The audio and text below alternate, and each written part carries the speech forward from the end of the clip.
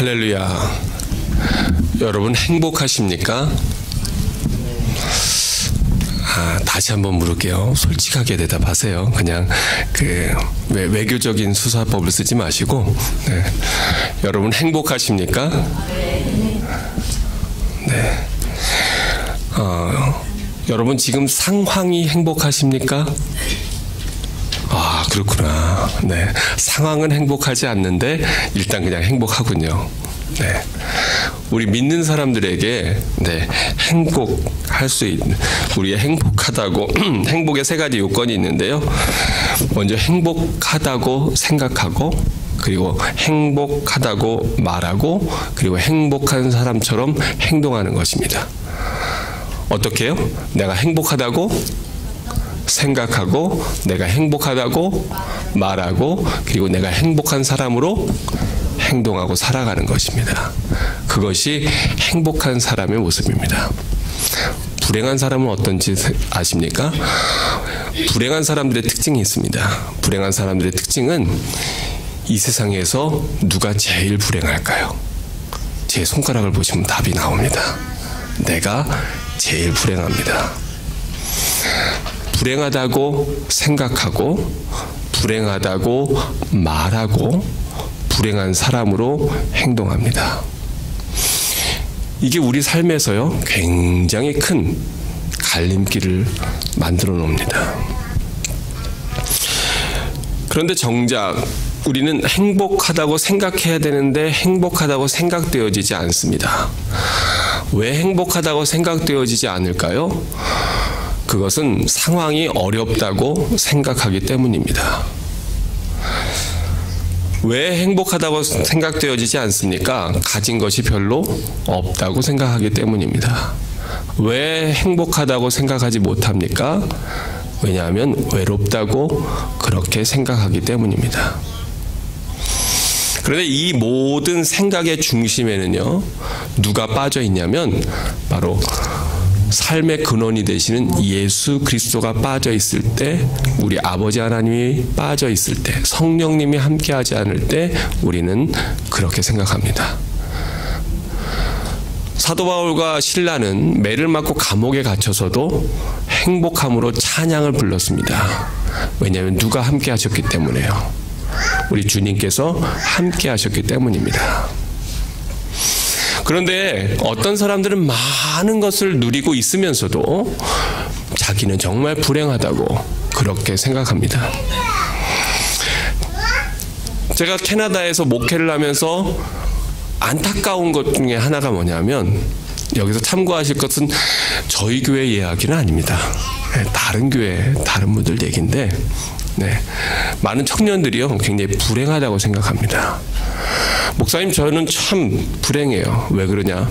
아버지가 부자도 아니고요, 제가 뭐 좋은 학교를 나온 것도 아니고요, 제가 특별한 기술이 있는 것도 아니고요, 제가 좋은 직장이 있는 것도 아니고요, 저는 참 불행합니다.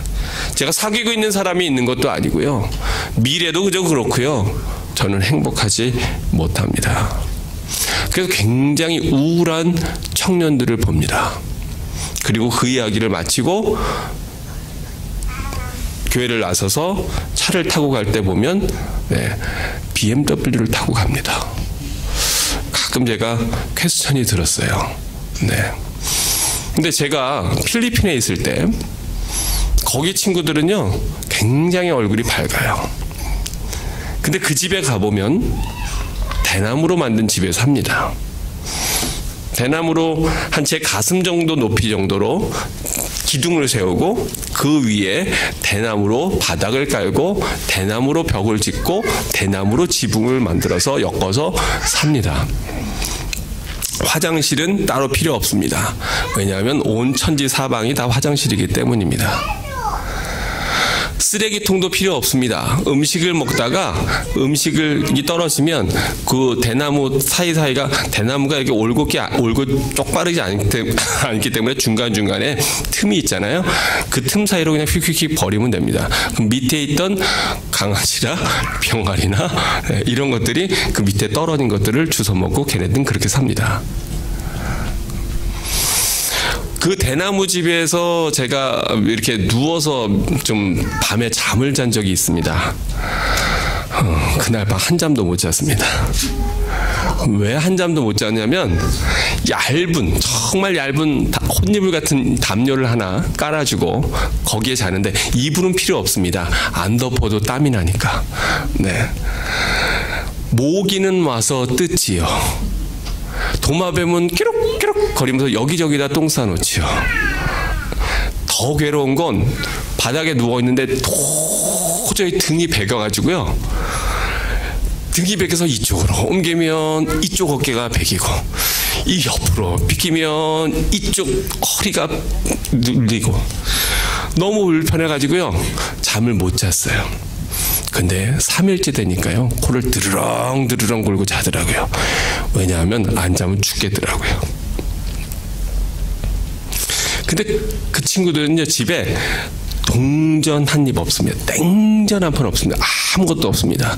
그래서 교회를 못 와요. 왜냐하면 너무 멀기 때문에 올 수 있는 유일한 방법은 걸어오는 것인데, 걸어오려면 어떤 친구는요, 굉장히 먼 아주 깊은 동네에 있기 때문에 걸어오는 것이 쉽지 않습니다.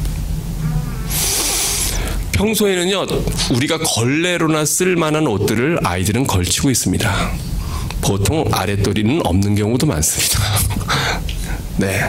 그런데 집에 옷이 전혀 없는 건 아닙니다. 시내 나갈 때는 그래도 저희처럼 비슷하게 여름 옷으로 입고 나갑니다.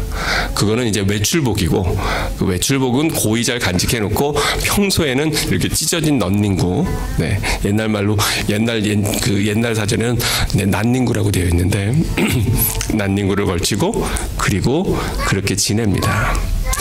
아이들이 학교는 자기들 마음에 내키면 가고요, 안 내키면 안 갑니다. 근데 왜 학교를 가냐면, 가끔 가다 보면은 시내 쪽으로 나가면 가끔 정말 하나님의 도우사 빈병, 콜라병 요만한 거 빈병 하나 발견할 때가 있습니다. 횡재하는 날입니다. 그 빈병을 두고 신이 나가지고요. 그래가지고 아마 그 빈병은 모르긴 몰라도 저 같은 외국인이 버렸을 거예요. 왜냐면 거기서는 병을 안 팔거든요. 콜라 달라 그러면 뽁 따가지고요, 플라스틱 비닐 봉투에다가 꿀꿀꿀꿀꿀 담아서 끝에 묶어서 빨대 하나 폭 꽂아줍니다. 병이 워낙 비싸서 병을 안 받고 안 줍니다.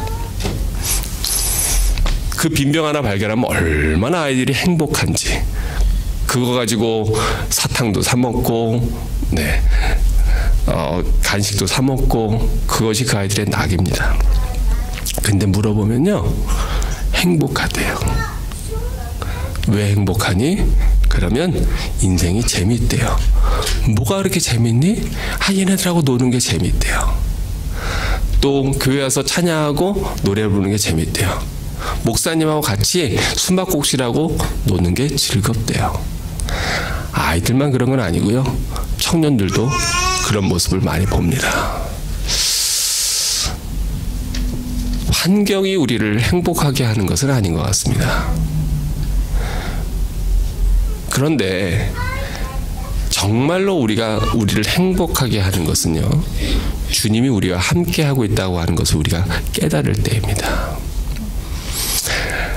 제가 어려움에 있을 때 힘들었던 건 뭐냐면, 하나님이 나를 버리셨나, 그런 마음이었습니다.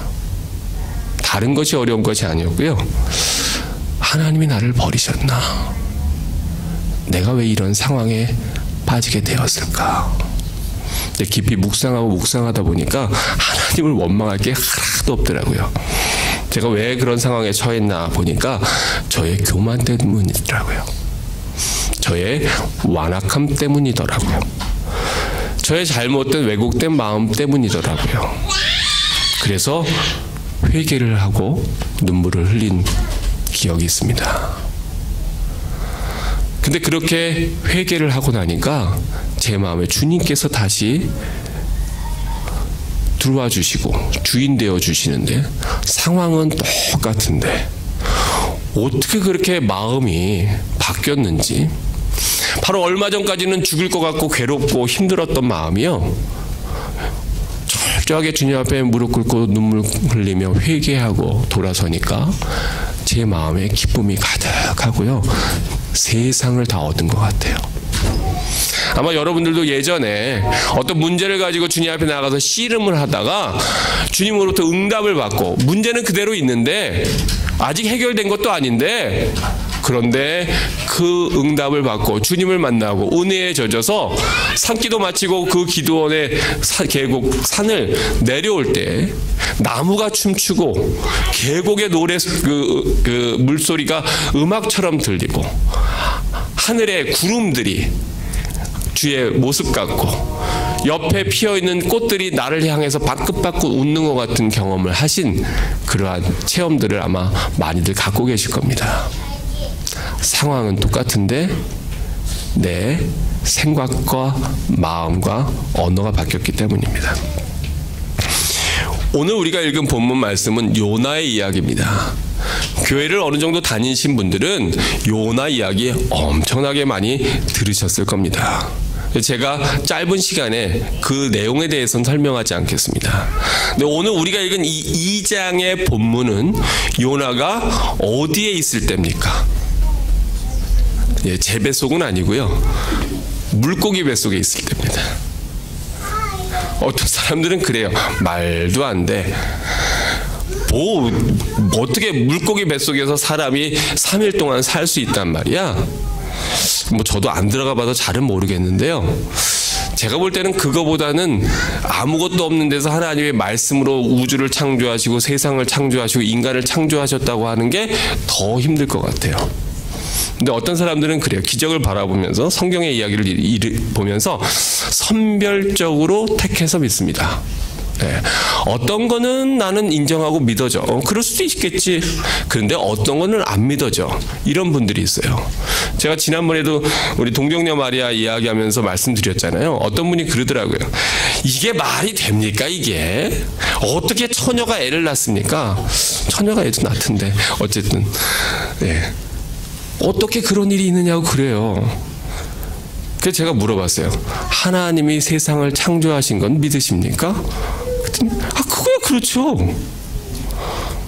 아니 하나님이 아무것도 없는 상황에서 세상은 창조하신 건 믿으시는데 그런데 동정녀 마리아가 남자를 모르는 상태에서 예수 그리스도 성령으로 잉태하여 예수님을 낳았다는 건 안 믿어진다는 거예요.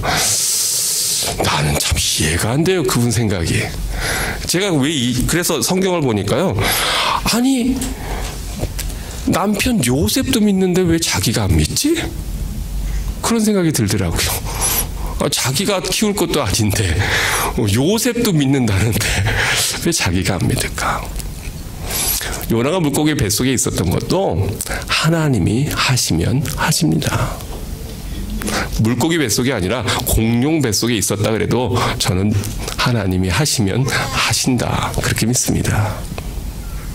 중요한 것은 그것이 아니고요. 요나가 물고기 뱃속에 있으면서 어떠한 변화된 모습을 보였느냐가 중요한 것입니다.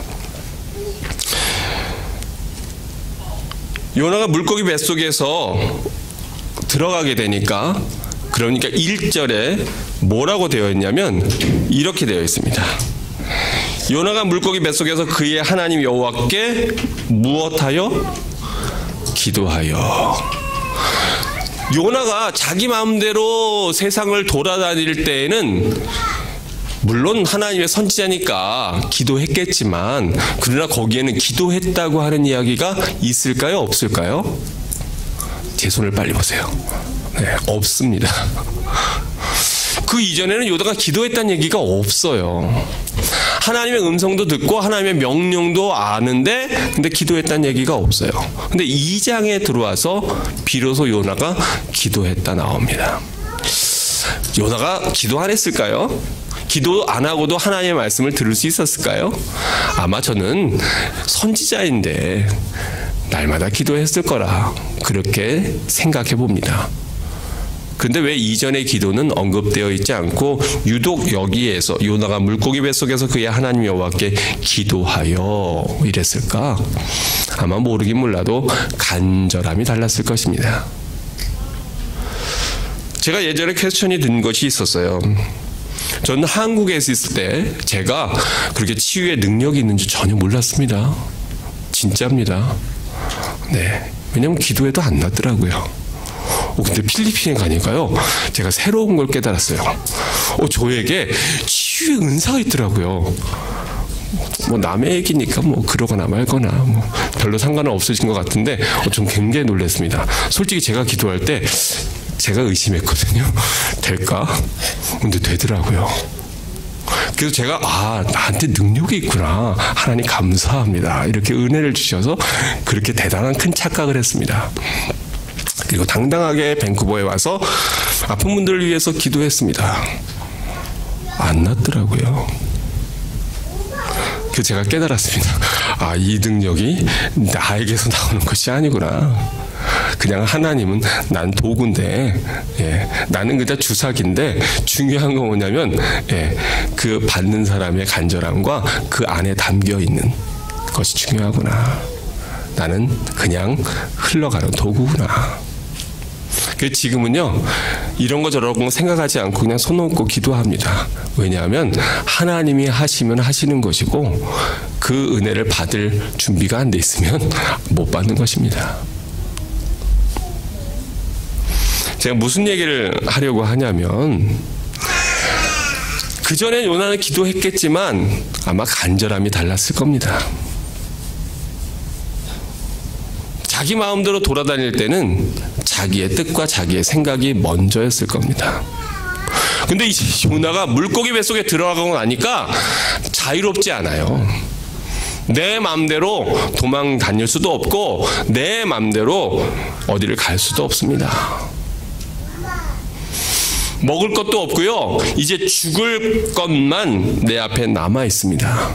그때 요나가 드린 기도는 아마 평소에 드린 기도랑은 전혀 달랐을 것입니다. 그런데 2절에서 아주 중요한 말씀을 합니다. 요나가 왜 이렇게 간절한 기도의 자리에, 정말 하나님과의 1대1의 그 단독의 자리에 나아갔을까요? 그렇게 된 이유가 무엇일까요? 왜 그렇게 됐을까요? 2절에 보니까 이렇게 되어 있습니다. 이르되 내가 받은 무엇으로 말미암아? 내가 받은 고난으로 말미암아 여호와께 불러 아뢰었더니. 요나가 고난 없었으면 니느웨 안 갔을 겁니다. 가기도 싫었을 겁니다. 아니 뭐하러 적국에 가가지고 거기에다가 너네 하나님 멸망하실 것이다 그리고 선포합니까? 멸망하면 할렐루야지.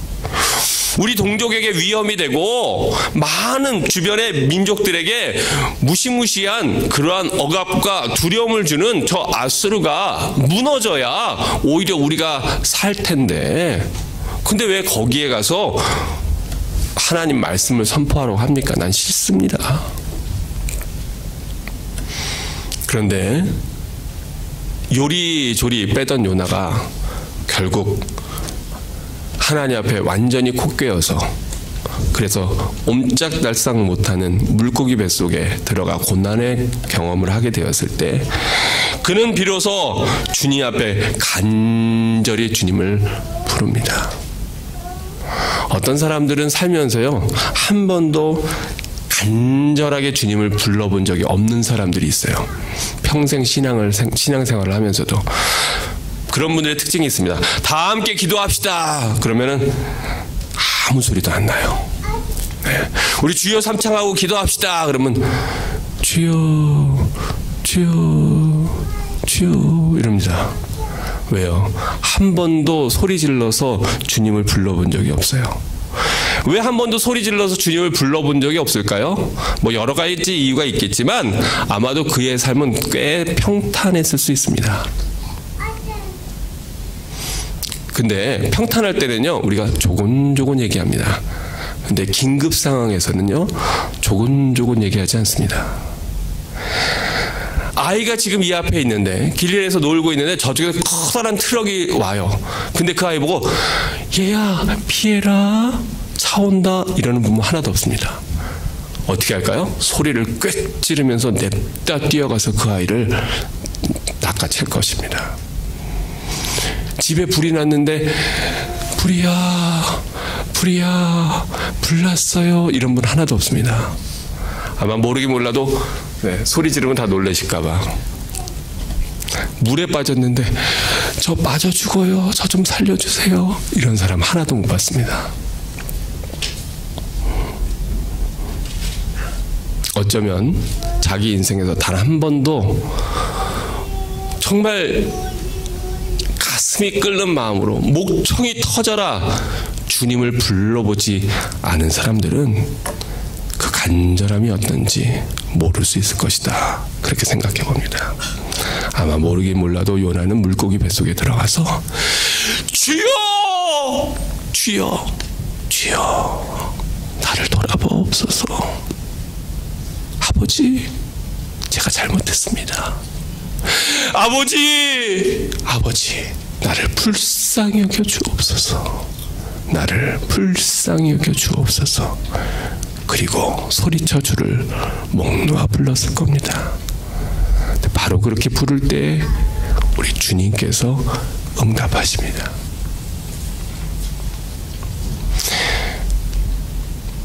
우리 믿는 사람들에게는요, 믿는 구석이 있습니다. 근데 그 믿는 구석이 아버지 하나님이 될 때 비로소 주님과 교통하게 됩니다. 그 믿는 구석이 내 은행에 있는 내 어카운트거나 내가 끌끌하게 잘 키워놓은 내 자식이거나 또는 내가 많이 공부해서 쌓아놓은 학식이거나 세상적으로 성취한 어떤 지위라면 그러면 우리는 주님과 만나기 참 어렵습니다. 왜냐하면 믿는 구석이 너무 많기 때문입니다. 왜 필리핀에서는 똑같은 사람들 머리 위에 기도를 할 때 여러 가지 역사들이 일어나는데 그런데 다른 데서는 선교지가 아닌 다른 지역에서는 풍요로운 지역에서는 그런 일들이 일어나지 않을까요? 왜냐하면 간절함이 다릅니다. 거기 있는 사람들은 믿는 구석은요, 저 멀리에서 온 영어도 제대로 못하는 현지말도 제대로 못하는 저 선교사한테 하나님 의지해서 하나님 앞에 기도하는 거 외에 믿는 구석이 없습니다. 병원에 갈 돈도 없고요. 그 고통을 해결할 방법 없습니다. 그러니까 간절함으로 부르짖어 믿습니다. 죄송합니다만 우리들은 믿는 구석이 너무 많습니다. 저도 마찬가지입니다. 그러니까 그 간절함이 다릅니다.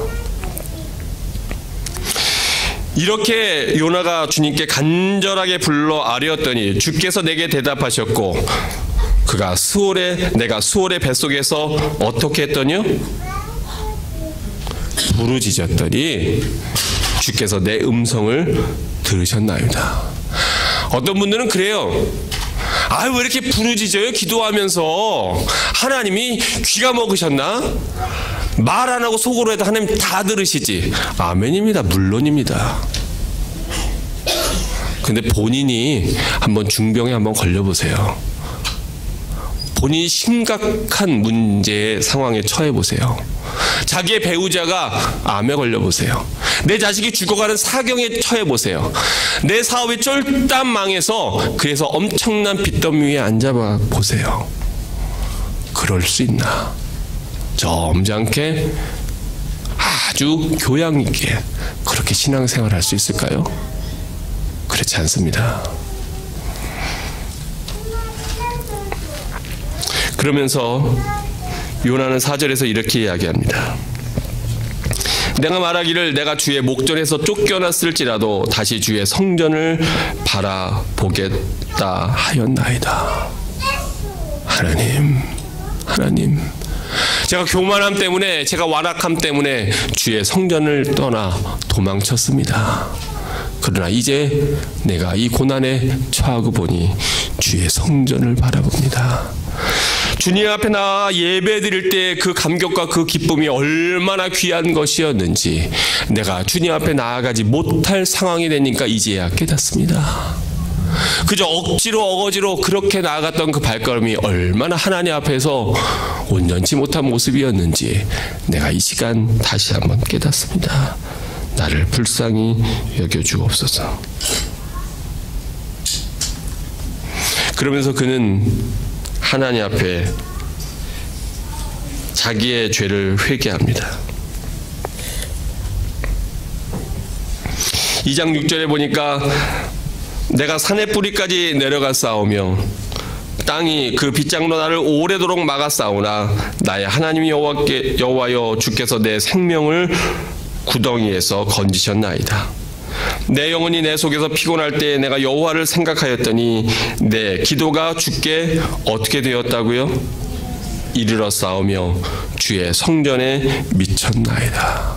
내가 평안할 때에는, 내가 여유 있을 때에는, 내가 괜찮을 때에는 내 기도가 주님께 들리지 않았는데, 그런데 이제 내 속에 피곤할 때, 내가 고날 때, 내가 너무나 힘들 때 부르짖는 그 기도를 우리 아버지께서 들으시는군요. 왜 우리가 부르짖을 때 주님께서 우리의 기도를 들으십니까? 주님께서 잘 못 들으시기 때문입니까? 아닙니다. 우리가 부르짖을 때 비로소 우리의 중심이 하나님을 향하기 때문입니다. 우리가 부르짖을 때 우리의 간절함이 하나님을 사모하기 때문입니다. 우리가 부르짖어 주님을 찾을 때 비로소 그 중심의 마음을 주님께서 보시기 때문입니다. 그러면서 그는 이렇게 고백합니다. 거짓되고 헛된 것을 숭상하는 모든 자는 자기에게 베푸신 은혜를 버렸사오나 나는 감사하는 목소리로 주께 제사를 드리며 나의 서원을 주께 갚겠나이다. 왜냐하면 구원은 여호와께 속하였기 때문입니다. 하나님, 내가 해결해서 문제 해결 못합니다. 하나님이 하십니다. 나는 할 수 없습니다. 그러면서 요나는 물고기 뱃속에서 비로소 감사를 되찾습니다. 불평쟁이 요나 아닙니까? 다시스로 가라, 니느웨로 가라. 아이고, 내가 왜 니느웨로 갑니까? 난 못 갑니다. 얼른 자리를 챙겨서 다시스로 도망가던 요나입니다. 하나님 말씀에, 하나님 주신 사역에 하나님의 사명을 뿌리치고 그리고 내 갈 길 가던 요나입니다. 그런데 내가 자유롭게 다닐 때에는 감사하지 못하고 불평과 원망만 가득했는데, 그런데 내가 이제 물고기 뱃속에 들어가 있다 보니, 고난 가운데 있다 보니 주님께 비로소 감사하게 됩니다. 감사의 제사를 드리며 내 서원을 주께 갚겠습니다. 요나가 이 기도를 할 때에 여호와께서 그 물고기에게 말씀하시매 요나를 육지에 토하니라.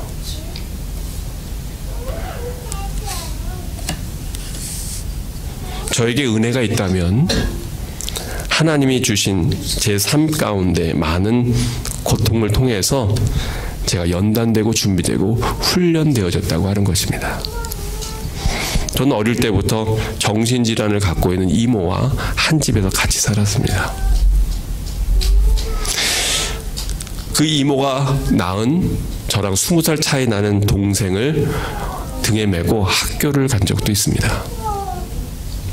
이모가 오셨기 때문에 또 나이 많으신 외할머니도 저희 집에서 함께 사셨습니다.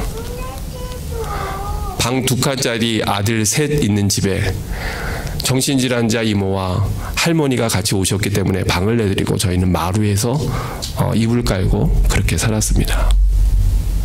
불평도 원망도 많았습니다. 학교 갔다 오면 갑자기 이모가 공산당 쳐들어온다고 저희를 장롱에다가 가두고 그리고 밖에서 잠가버려서 그 안에서 제발 걸려달라고 울고 눈물을 흘린 적도 여러 번 있고요. 좀 커서는 집에 와보니까 어머니가 이모의 약 먹이다가 두드려 맞아가지고 온몸이 멍이 들어서 너무너무 화가 나서 이모를 정말 갖다 버리고 싶은 때도 있었고요. 알몸을 먹고 온 동네를 다 돌아다니는 이모를 붙잡아 오느라고 온 식구들이 다 출동한 적도 있었고, 잠깐 어머니가 장 보러 간 사이에 모르는 아저씨들, 인부들을 잔뜩 집에다 데려다가 냉장고에 있는 모든 것을 다 털어서 대접하는 이모를 바라보며 기가 막힌 적도 있었습니다. 어머니는 오랫동안 심장병으로 인해서 고통을 당하셨고요. 초등학교 4학년 때는 심장 수술을 통해서 집을 팔아야만 됐습니다. 중학교 2학년 때는 어머니가 혈전이 뇌를 막아서 쓰러지셨습니다. 그래서 반신불수가 되어서 6개월 동안 서울대학병원에 계셔서 그래서 저희끼리 밥해 먹으면서 그렇게 지냈습니다. 어려운 가정은 아니었는데 많은 그러한 고난들로 인해서 많은 위기들을 겪고 어려움들을 겪었었습니다.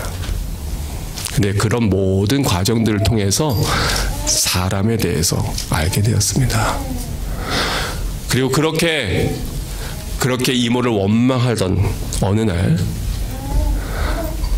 밤에 화장실에 가고 싶어서 일어나서 화장실을 가는데 달이 비치는 베란다에서 찬송을 부르는 이모를 발견했습니다.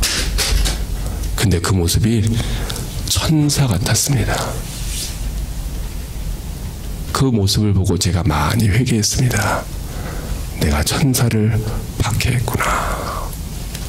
하나님 보시기에는 너무나 불쌍하고 가련하고 안타깝고 순수한 영혼인데 제 막내 동생이 바로 그 이모의 아들인데 그런데 그 녀석이 이제 제 학교 후배가 되고 선교사가 되고 내년에 목사 안수를 받고 중남미로 선교사로 출발합니다. 하나님의 은혜입니다. 하나님의 은혜입니다. 그런 과정을 겪었기 때문에 저는 어려운 사람, 아픈 사람, 고통당하는 사람 보면 눈물이 납니다. 제 이야기 같아서 우리 어머니가 아팠고 내 막내가 그렇게 남들보다 모자란 아이였고 우리 이모가 그렇게 정신질환으로 고통을 당했으며 우리 가정이 경제적으로 많은 어려움에 처해 있었기 때문입니다. 남의 일 같지 않습니다. 근데 그때 하나님의 도우심으로 제가 이렇게 목사가 되어서 살아가고 있습니다. 우리 하나님의 은혜가 아니었다면 저는 이 자리에 있을 수 없을 것입니다.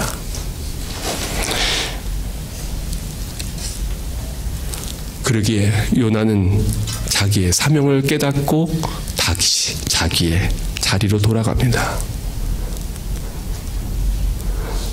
영국의 위대한 설교가 찰스 스펀절 목사님이 그의 고백 가운데 이러한 고백을 한 적이 있습니다. 우리가 그 고백을 한번 들어보기를 원합니다. 만약 고통이 없었더라면, 만약 폭풍이 휘몰아치지 않았더라면, 불이 살라버리는 듯한 시험이 내 삶에 만약 없었더라면, 하나님이 그 비극들을 내 삶에 허락해 주시지 않았더라면, 이런 것들이 없이 그저 내 삶이 다른 사람들처럼 평탄했더라면 제가 강단에 서서 설교할 때 아주 가난했지든 영적으로 빈약한 설교를 했을 것입니다. 저는 아주 빈약한 설교자가 되어 있었을 것입니다. 저는 찰스 스펀전 목사님이 이런 눈물의 시간들을 지난 줄 전 몰랐습니다. 그저 청소년 때부터 불과 약관의 나이에서부터 명설교가로 그렇게 이름을 날리고 영국의 큰 교회에서 그렇게 사람들에게 높임을 받으며 목회하신 분인 줄 알았습니다. 그런데 그의 고백을 보니까 전혀 그렇지 않더군요.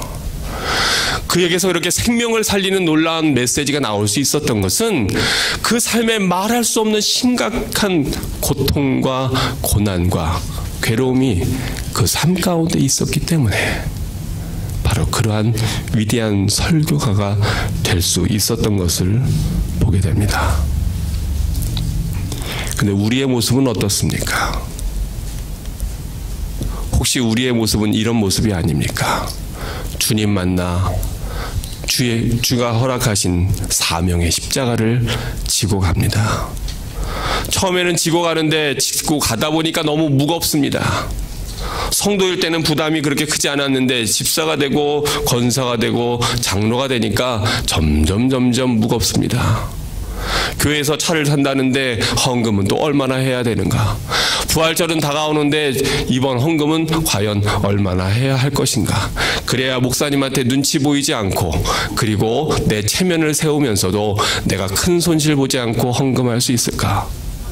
혹시 그런 생각 갖고 있는 건 아닌지? 너무 무겁습니다. 주님, 저는 이대로는 못 갑니다. 조금 잘라내겠습니다. 성가대 봉사하던 것도 잘라냅니다. 수요예배 가던 것도 잘라냅니다. 이것저것 잘라냅니다. 잘라내고 가니까 너무 가볍습니다. 홀가분합니다. 진작 잘라낼 걸. 내가 왜 이런 것들을 붙잡고 끙끙거리며 살았던 거. 교회 학교 교사도 잘라냅니다. 봉사하던 모습도 잘라냅니다. 부장으로 섬기던 것도 잘라냅니다. 다 잘라내고 남들보다 신나게 가볍게 그렇게 작은 십자가 하나 달랑 지고 갑니다. 그런데 가서 보니 나의 죄의 간격이 너무 큽니다. 너무 큽니다. 이미 다 잘라버려 아무 열매도 없는 그 모습으로는 도저히 이 죄의 간격을 메울 수가 없습니다. 그리고 내가 버린 십자가가 무엇인가 돌아보니 바로 그것이 주님께서 나에게 허락하셨던 삶의 고난과 눈물과 고통이요 바로 예수 그리스도였습니다. 우리 여기 있는 성구를 다 함께 같이 읽어보면 어떨까요? 함께 읽어보겠습니다. 시작. 네, 제가 한 페이지를 덜 넘겼습니다. 우리 함께 성구를 읽겠습니다. 시작.